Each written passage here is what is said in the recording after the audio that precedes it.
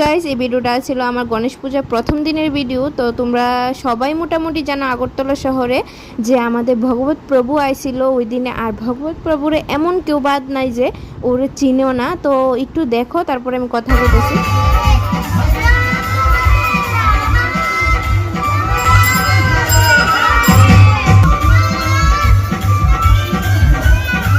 তোমরা দেখতেই পাচ্ছ এখানে কত কত মানুষ শুধু তারে দেখার লাগে এখানে আছে।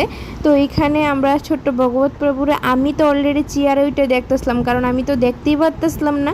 তো এখানে প্রচণ্ড প্রচণ্ড ভিড় ছিল। আর এখান থেকে আমরা অনেকক্ষণ পরে বাইরে এসেছি। বাইরে এসে ভাবছি একটা অন্য গণেশ পুজোতে যাবো। তো ওইখানে এত ভিড় যে ওইখান থেকে বাইরেতে অনেক সময় লেগে গেছে।